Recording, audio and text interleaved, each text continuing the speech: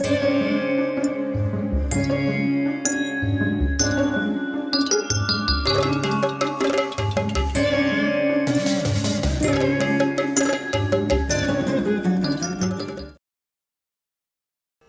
వదులుతుంటే అన్ని దోమలు పోతున్నాయి, హాయిగా ఉంది, వదులు వదులు వదులు, దోమలు కరుస్తూనే ఉన్నాయి నాకు. ఆ మాటలు విని అర్జునుడు మరింత కోపించాడు. ఏంటిది, నా బాణాలు దోమలు కొట్టే మాదిరికి ఉంది వీడికి? ఏ కిరాతకుడా, నా బాణాలు ప్రపంచమంతా 3 లోకాలు డగడగడగడగడగా వణికిపోతుంది నా బాణాల మీద. నువ్వేంటి నా బాణాలను అవమానం చేసి కేవలం దోమలు కొట్టేలాగా ఉందే? దోమలు కొడుతున్నాయా నా బాణాలు? కోడి కొట్టేదే నా బాణాలు? చీ! విపరీతమైన కోపం వచ్చేసింది కిరాతకుడిపై. విపరీతంగా బాణ వర్షాన్నే కురిపించాడు, టకటక అని. కిరాతకుడు కూడా అదే మాదిరిగా ఉండే బాణాలను కూడా ప్రయోగించాడు. అలా వారిద్దరూ అక్కడ బాణాలతో వేస్తుంటే వీడు బాణాలు వేస్తున్నాడు. ఆ బాణాలు ఈ బాణాలు అంతా కొట్టుకొని కింద పడుతున్నాయి. భలే బాగున్నాయి. అది పటాకి పండగల్లాగా. అర్జునుడు చేస్తున్నటువంటి యుద్ధాన్ని శివుడు లీలగా ఆనందంతో స్వీకరించాడు. చాలా అద్భుతంగా చేస్తున్నాడు యుద్ధాన్ని. లోపల ఆనందపడుతున్నాడు, పైకి మాత్రం పిట్టలు అని అంటున్నాడంతే. అర్జునుడు శరవర్షాన్ని కురిపిస్తే శివుడు ఒక ముహూర్త కాలంలో ఆ బాణాలన్నీ మాయం చేసేసాడు.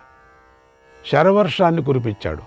బాణాలు వర్షం అంటాడు అంతే. అది అక్షయ బాణం కదా, అక్షయ తూణీరం కదా, వస్తూనే ఉంటాయి కదా.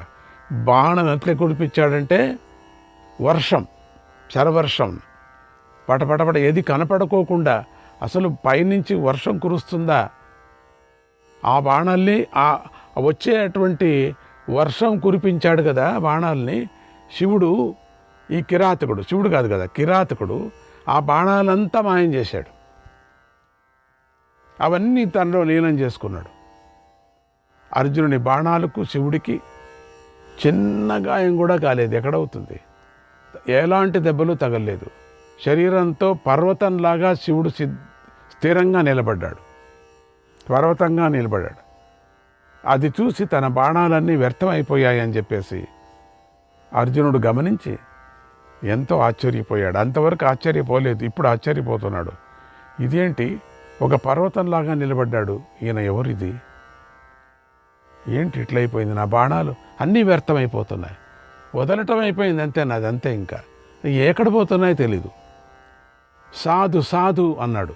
ఆహా, ఈ హిమాలయ వాసి అయినటువంటి, ఈ మహిమతో కలిగిన ఈ హిమాలయాల వాసి, ఈ సుకుమార శరీరము గలవాడు అయిన ఈ కిరాతకుడు నా గాంధీవం నుంచి ప్రయోగించబడినటువంటి బాణాలన్నీ తీసేసుకున్నాడు. కానీ ఇతడికి ఏమీ కాలేదు. ఈ హిమాలయంలాగా ఉండిపోయాడే శరీరం. ఏమిటి శరీరం ఉండొచ్చు ఇది? అన్నీ నేను వదిలిన బాణాలంతా తన శరీరంలో మాయమైపోతున్నాయే. ఏమాత్రము కలత చెందటం లేదే, దెబ్బ తినటం లేదు. ఇతడెవరో దేవుడై ఉంటాడేమో, లేదా సాక్షాత్తు శివుడేమో, అథవా యక్షుడేమో, దేవతేమో, ఏమో రాక్షసుడేమో. ఈ పర్వతం మీద దేవతలు కూడా తిరుగుతూ ఉంటారు. నేను విడిచిపెట్టిన 1000 కొద్ది బాణాల వేగాన్ని ఒక్క శివుడి తప్పితే ఇంకెవరూ సహించలేరు. అందుచేత ఇతడు దేవుడా, యక్షుడా, రుద్రుడా, వీరు కాకపోతే ఇతడిని నా బాణాలతో యముడింటికి పంపేస్తాను. ఇలా అర్జునుడు ఆలోచించి చూశాడు. ఇన్ని బాణాలు కురిసినా కూడా అసలు బాణాలేది, ఎక్కడ పోయాయని? బహుశా దేవుడై ఉండొచ్చు, బహుశా నా శివుడై ఉండొచ్చు, బహుశా ఇక్కడ యక్షులు తిరుగుతుంటారని విన్నాను, యక్షులై ఉండొచ్చు, బహుశా రాక్షసుడేమన్నా ఇట్లా ఉన్నాడా? అనుమానం వచ్చేసింది. బాణాలు ప్రయోగించయో అన్నాడు కదా, అన్ని ప్రయోగించాడు. మంచి సమయం. వాటిని కూడా త్రిశూలపాణి అయినటువంటి పరమశివుడు నవ్వుతూ ఆనందంగా మాయం చేసేశాడు. అవి కూడా మాయమైపోయాయి. ఇంతలో క్షణకాలంలో అర్జునుడి అమ్ముల పొదలోని బాణాలన్నీ అయిపోయాయి. అలా బాణాలు అయిపోవడాన్ని చూసి అర్జునుడికి ఎంతో భయం వేసింది. ఇదేంటిది, అమ్ముల పొదలో ఉండే బాణాలన్నీ అయిపోయాయి, ఏదో అక్షయం కావటం లేకుండా ఉంటుంది చూస్తే. అప్పుడు అర్జునుడికి తనకు కాండవ వనంలో అగ్నిదేవుడిచ్చిన అక్షయాలైన 2 తూణీరాలు గుర్తుకొచ్చాయి. 2 ఉన్నాయట, 2 తూణీరాలు. అంబులో ఉండేటువంటి అక్షయం కాక అక్షయ తూణీరాలు 2 వేరే ఉన్నాయి. అవి 2 జ్ఞాపకానికి వచ్చాయి. అగ్నిదేవుడు ఇచ్చాడు కదా, కాండవ దహనం చేసిన తర్వాత ప్రసాదించాడు కదా, అవి 2 మాత్రం జ్ఞాపకం ఉన్నాయి. అగ్నిదేవుణ్ణి తలుచుకున్నాడు.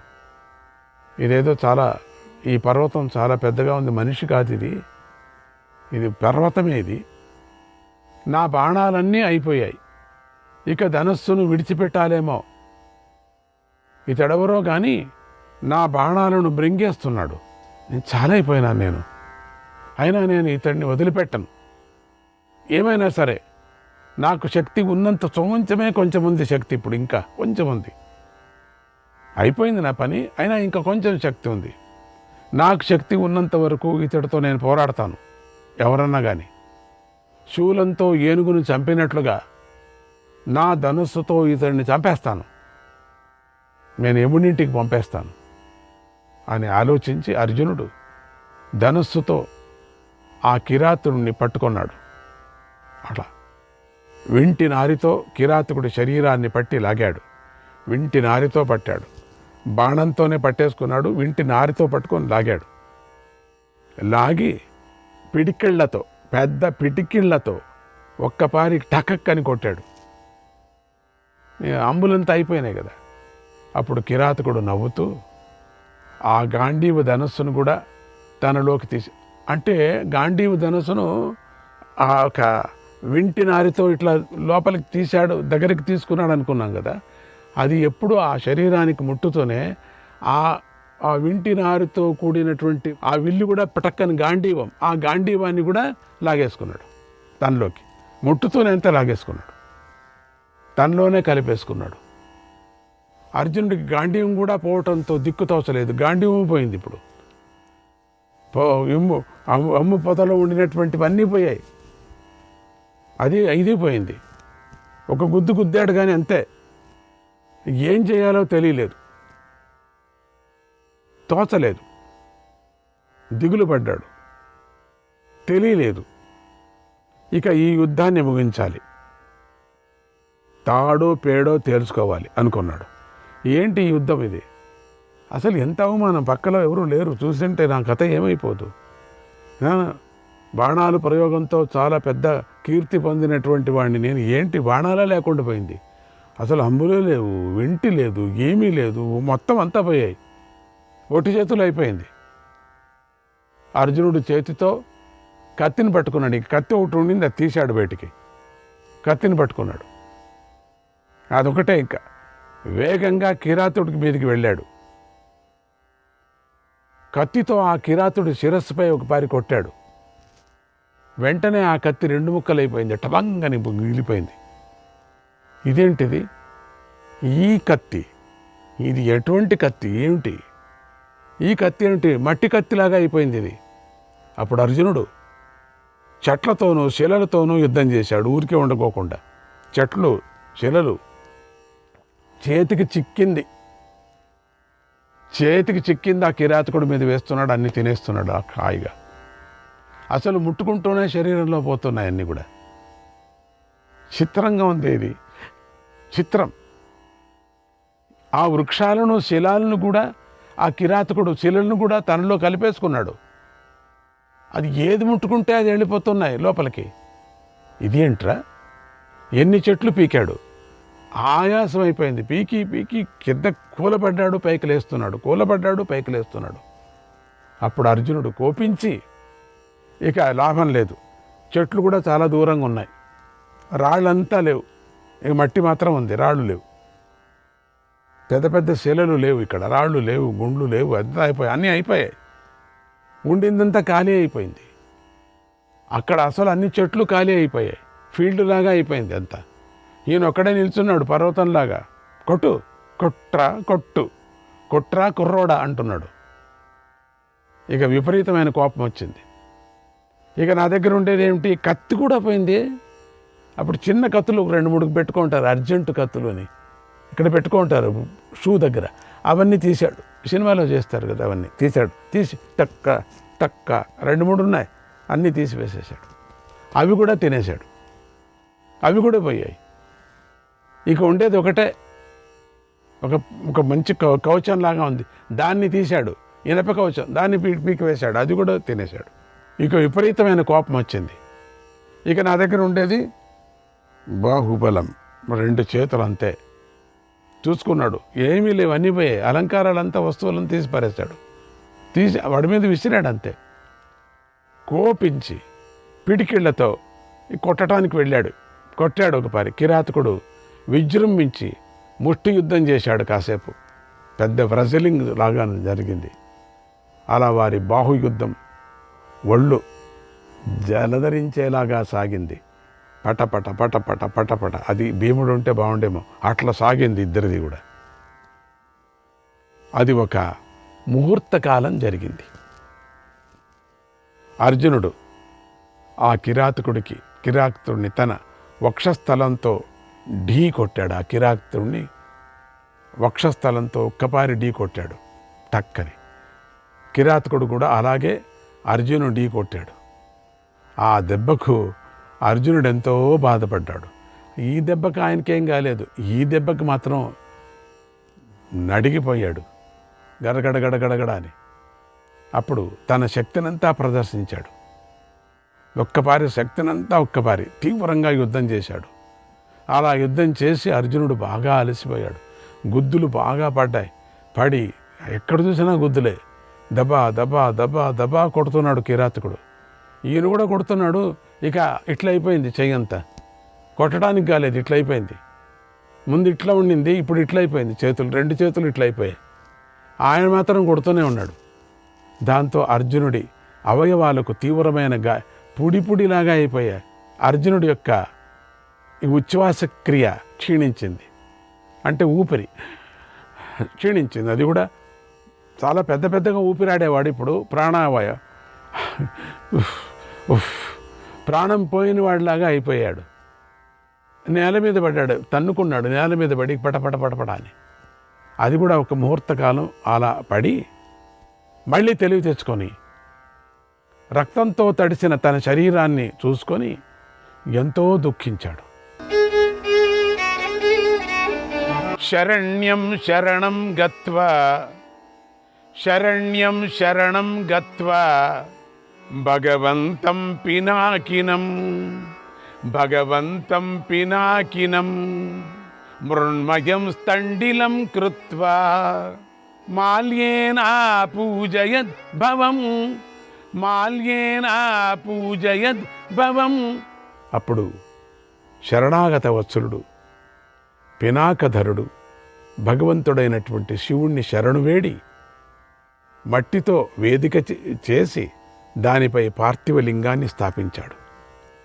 మట్టితో వేదికను చేశాడు. అక్కడికే అంతా ఆ మట్టితో ఉండేటువంటి రక్తం అంతా ఉంది కదా, దాంతోనే ఒక పార్థివ శివలింగాన్ని చేసి, అంటే మట్టి శివలింగాన్ని చేసి పెట్టి పూలమాలతో ఆ శివలింగాన్ని తక్షణం పూలను అక్కడే తీసుకున్నాడు. ఆ పూలతో పూజించాడు.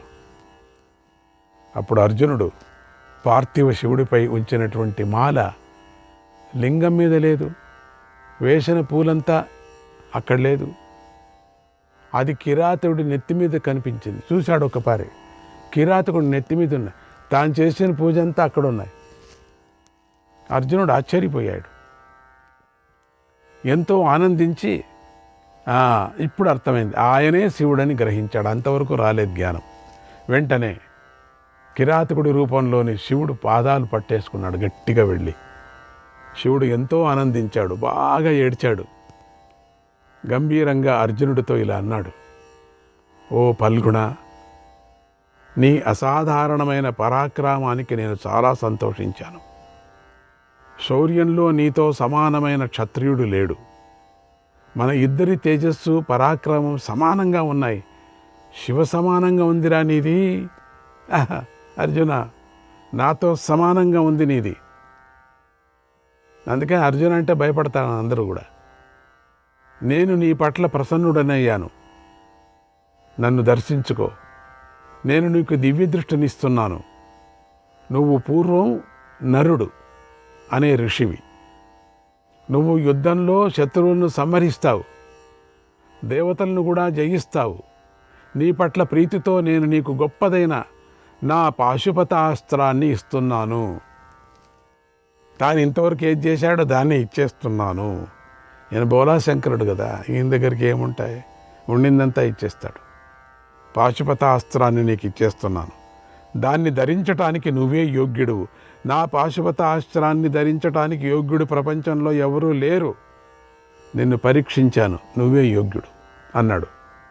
వెంటనే కిరాత దంపతులు శివపార్వతులైపోయారు. అక్కడ ఆ పూర్ణమైన రూపం కనపడింది, సాక్షాత్కరించారు.